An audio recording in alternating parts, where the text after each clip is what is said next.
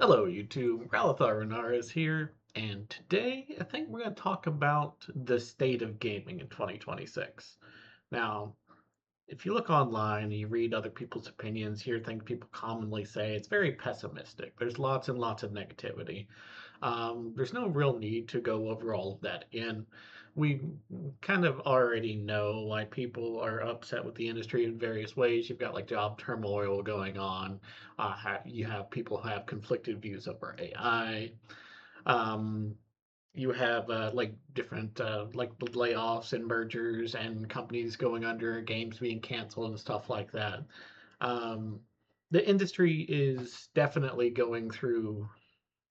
I don't know if a metamorphosis is a right word for it, but it is going through a series of changes right now. It is being forced to adapt and readjust to the current state of things, and that is causing a lot of problems. That is affecting a lot of people. I won't downplay that.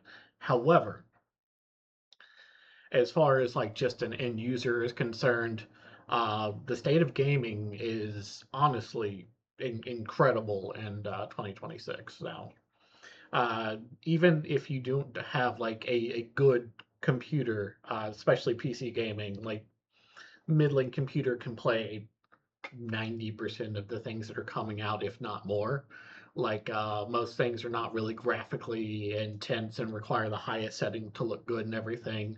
And even things that don't look, like cutting edge usually look pretty good these days. Like the difference between like a mediocre looking game and a really good looking game is way smaller than it has been in the past. So even like mediocre looking games still look pretty all right. They look pretty good. Um, so like I would say like especially like with a lot more indie games and stuff, the bottom bar has raised as far as like how many good games can you play with a substandard system? A lot, a lot, a lot. Not just in terms of the stuff that is coming out, but in terms of the backlog as well of good games in the past that you can still pick up and play. Um, and you also have like games that are coming out that are very, very good. There's so many every year. Honestly, not only is it hard to keep track of, it's hard to remember them all. There's just so many. Um, like I have a list over here that I have made just of games that have come out in the last 3 years that are very popular. And this is just scratching the surface. Let me read off some of the names here to give you an idea, because some of them I'm sure you've already forgotten by now. That things move fast. There's always a new game, a new thing that people are excited about, a new controversy people are upset over. The information overload kind of like destroys your ability to kind of stay cognizant of everything because there's just too much to keep in mind. So it's almost like this huge recency bias to where like the amount of negatives will always like kind of float to the top of people's minds, whereas things that are like experiences you've already played and you're done and you haven't touched for like a year from now, like they've kind of floated out of your brain.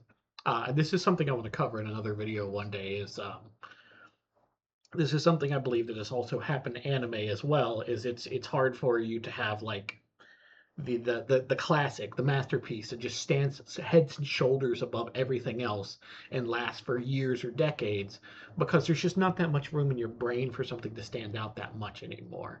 Like you might get a few example these days of like Pal World and say like Expedition 33 that really stand out in people's heads that they're going to remember for years, but then you're going to have stuff like Astrobot or like Dispatched where people might have a really good time with it and they might like think that it's a really great game, but then like 3 years from now, are they going to remember it? Whereas if that quality of game would have come out like 20 years ago or 10 years ago, its lifespan and people's memories, I believe, would be much longer. But it's just things are so fast these days, so fast. Um, so let me give you like an idea of things that have come out in the last 3 years. We had Baldur's Gate 3. It was like a just huge, massive game, rock the game industry, come out in the last 3 years. We had Marvel Spider-Man 2, which like Puddlegate. Like the silly graphics things continue with games and people nitpicking things, but ultimately was very well received as a game. You got Super Mario Brothers Wonder, Alan Wake 2, you have Power World, you have Helldivers 2, Black Myth Wukong, Astrobot, Marvel Rivals, Path of Exiles 2, Dragon Ball Sparking Zero, which, like, if you don't play fighting games, like, this is one of the things that kind of shoots by people sometimes. A genre they're not interested in.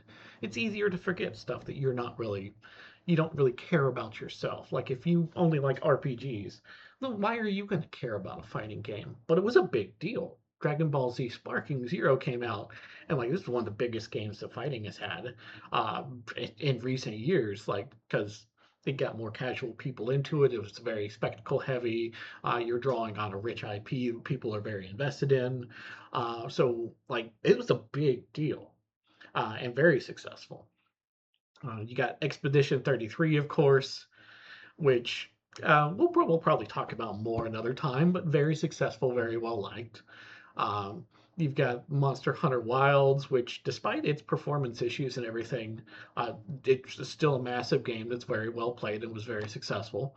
Um, you've got Hollow Knight Silk Song, which, despite the people's frustrations with that game as far as how difficult that it can be, very, very well loved, very extremely crazy successful.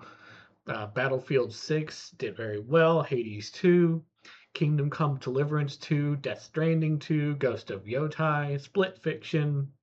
You also have like lots and lots of indies out there too. Like one of the best things about the modern market is that the market share of indies and like double A games is like way higher than it used to be. It used to be like 10, 20 years ago, AAA games just dominated so hard. It was almost all AAA games, and maybe you see like an indie sprout up here and there and be like, oh, look, we actually have some indie representation. That's kind of exciting. That's kind of cool. These days, these days, these days, it is actually very common for indie games to like constantly be showing up throughout the year and be like, hey, this is the new big indie game. Now, sometimes these days, like we're in kind of like a friend slop genre kind of trend set at the moment where games that where you can play easily with your friends in a kind of a casual environment or other people. Um, I don't want to speculate too much, but there is a little bit of like it's almost like supplanting some of the socialization that used to happen IRL, and then for a time happened in like MMOs and stuff more often. I think that that is part of it. Like you get out there and actually like have experiences with other people in like an organic and emergent setting, like basically like random stuff that you're not expecting. It creates a bunch of conversations, creates a bunch of fun experiences. The game itself is actually good, so like all the social and the game elements kind of tie together to make the friend swap genre. Man, I just can't talk today, man. The friend swap genre, so as people have labeled it, very, very compelling and very good. And because the bar for entry of like designing one of those as far as like assets and amount of programming time and stuff is usually pretty low. There's a lot of them out there, and so the ones that do hit, they tend to show up pretty often, and people are also kind of move on from them pretty quickly most of the time into a new one. Sorry, a little bit of a tangent there, so I'm back on topic here.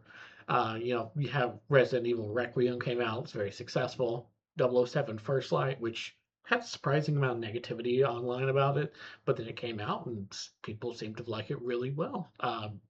Seems to be doing fine. I wouldn't call it like one of the most massive hits, but it was definitely a very solid game that did well. You got Forza Horizon 6. Crimson Desert was definitely like kind of a phenom. You got Slay the Spire 2. Arc Raiders was definitely a phenomenon.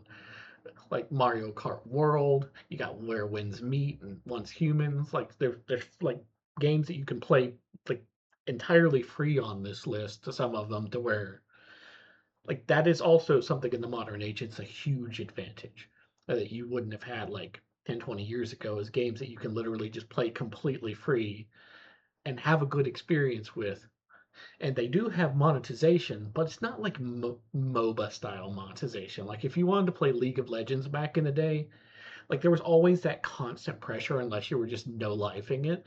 If you want a new character, you needed to cough up money. And if you wanted to grind it out via free play, like it's a very substandard experience to get new content grinding it out free play, which was why they made a lot of money because most people coughed up more money than they were willing to admit.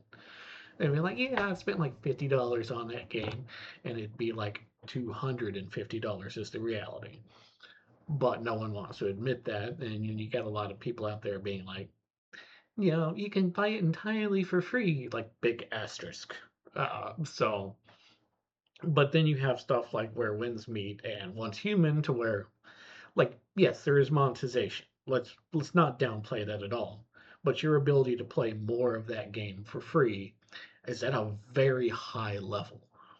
And there's more of those style games these days to where the amount of things that are hidden behind monetization is lessened. I think that they've realized that they don't have to be as heavy at the monetization with a lot of things. They can give you a lot more game for free, knowing that you're still going to chase the little carrots that they don't give you for free.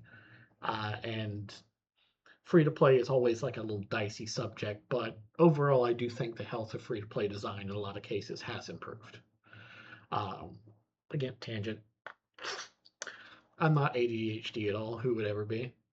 Anyways, you have like a bunch of indies, like I was saying before. You have Balatro, you have like Lethal Company, Blueprints, Schedule One, like, and you also have stuff like Megastore Simulator, which is not on the level of like Schedule One in terms of like everyone knows about its success, but like that's a very successful game designed by like one person, and there's plenty of those that are coming out. So like you have this big list of games that have come out over only the course of 3 years.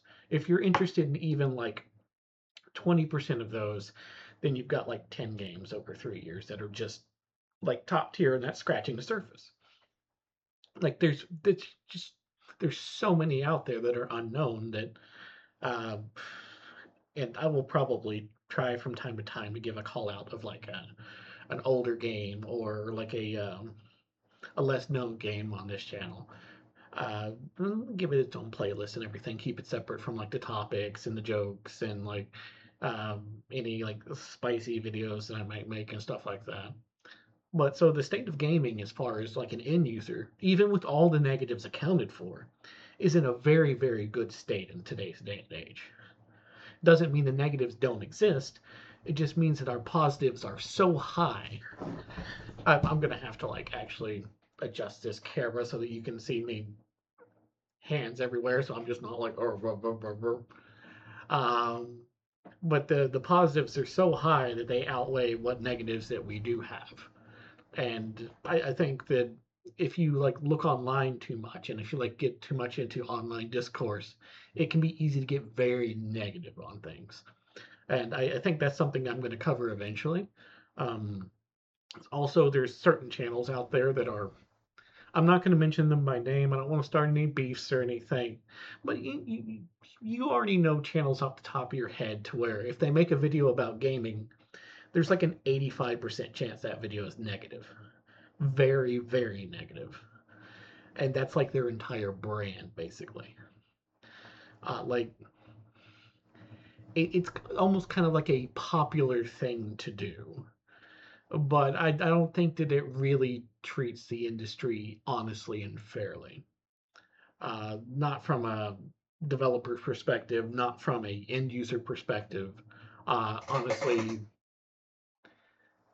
I think something that I hope to see, which is probably not going to happen, but I hope to see with gaming, and I will do my part as best that I can, is a more even keel on looking at things.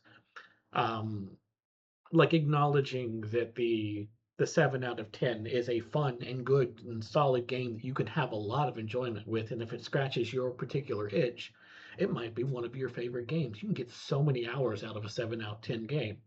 Not everything needs to be 10 out of 10. Things can be flawed. They can have problems. They can have lower graphics. Like they can have like there's sometimes severe issues with them, and then just the part of it that is good speaks to you so much that you just like it's one of the games that you might put hundreds of hours into. Or maybe it's a game that doesn't last that long and it's flawed, but like it sticks with you. I have games like that. Um, there's a game that is it's a mid-tier game. It's called The Magic Circle. It's very little known, it's older.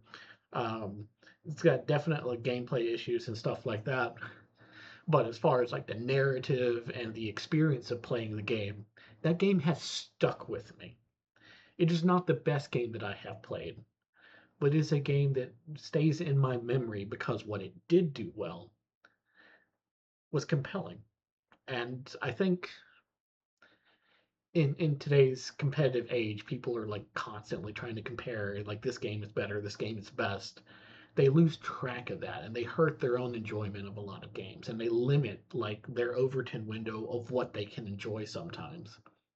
And that's a subject for another day. But suffice to say, um, the LER of the entire video.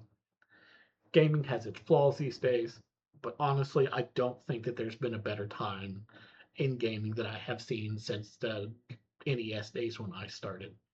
As far as like as a customer, as a user, like getting in for the cost. There are issues with AI and RAM supply. There are issues with job sustainability, issues with layoffs and everything. But as far as like getting games, playing them, and have lots of options that are affordable for you, they're it's fantastic. You just have to be like kind of cognizant of being able to cut through the white noise out there, and maybe you do a little bit of looking for things, less so than you would do back in the day, because honestly,